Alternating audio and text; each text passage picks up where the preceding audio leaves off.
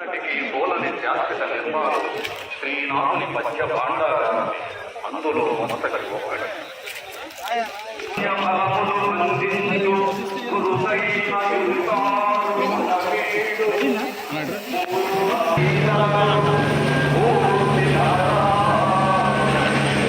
వారు గుజ్జి మోహన కృష్ణ ఒకరు, తర్వాత డ్రీమ్ డాన్స్ స్టూడియో నుంచి, తర్వాత అనిల్ డాన్స్ అకాడమీ నుంచి, కేజీటీవీ మాస్టర్ల వీరందరూ కూడా రెడీగా ఉండాలి. ప్రస్తుతానికి విజయ్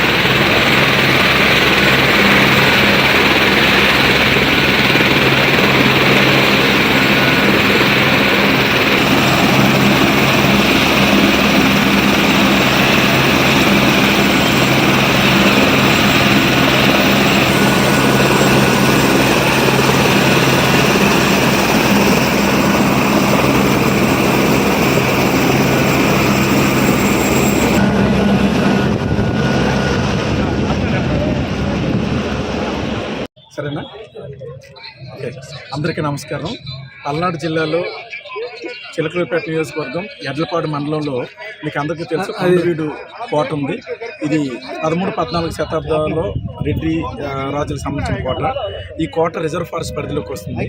అయితే ఈ కోటలో ఏంటంటే ఘాట్ రోడ్ వేసిన తర్వాత అక్కడ కొన్ని యాక్టివిటీస్ చేసి అక్కడ రాక్ క్లైంబింగ్ కానీ, నైట్ క్యాంపింగ్, బోటింగ్, కయాకింగ్, ఇలా హార్స్ రైడింగ్ ఇలా యాక్టివిటీస్ చేసి ఈ సంవత్సరం ఒక కొండవీడు ఫెస్ట్ 2024 అన్న ఒక పేరుతో ఒక ఉత్సవాలు అన్నది నిన్నటి నుంచి మనకు జరుగుతున్నాయి.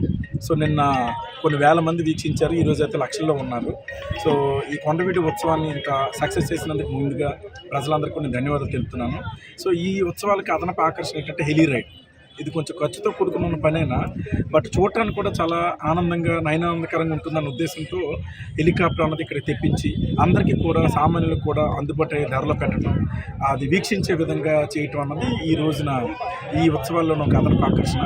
ఇవి కాకుండా సాయంత్రం ఒక మంచి కల్చరల్ ప్రోగ్రామ్స్, జబర్దస్త్ టీమ్ కానీ, అలాగే డ్యాన్స్ కాంపిటీషన్స్ ఉన్నాయి. ముఖ్యంగా మనకి చీకటి పడగానే 7 o'clockకి ఒక లేజర్ అండ్ బీమ్ షో, అలాగే క్రాకర్ షో, ఈ రెండు నిన్న కూడా చాలా హైలైట్గా జరిగింది. ఈరోజు కూడా అదే విధంగా జరుగుతుంది. ఈరోజు ఇంకా సమీర భరద్వాజ్ ఒక సింగర్ని కూడా తీసుకొని రావడం జరిగింది. ఈ విధంగా అటు సాహసిక కృత్యాలు కావచ్చు, ఇటు చరిత్రకు సంబంధించిన ఎగ్జిబిషన్స్ కానీ, ఇలా చరిత్రకు సంబంధించిన అవగాహన కల్పించే విధంగా కావచ్చు. సో పిల్లల దగ్గర నుంచి వృద్ధుల వరకు అన్ని వర్గాల వారు ఎంజాయ్ చేసే విధంగా, ఆస్వాదించే విధంగా ఇక్కడ యాక్టివిటీస్ అన్నీ కూడా రూపకల్పన చేయడం జరిగింది. ఇంకా టైం ఉంది. ఒకవేళ ఇంకా డిమాండ్ కానీ ప్రజల దగ్గర నుంచి కానీ ఉంటే ఇంకొక రోజు ఈ ఉత్సవాన్ని ఎక్స్టెండ్ కూడా చేయడం జరుగుతుంది. సో ఇది అందరూ కూడా గమనించి కొండవీడిని వీక్షించి ఇంకా దీన్ని జయప్రదం చేయాలని చెప్పి కోరుతున్నాను. Thank you.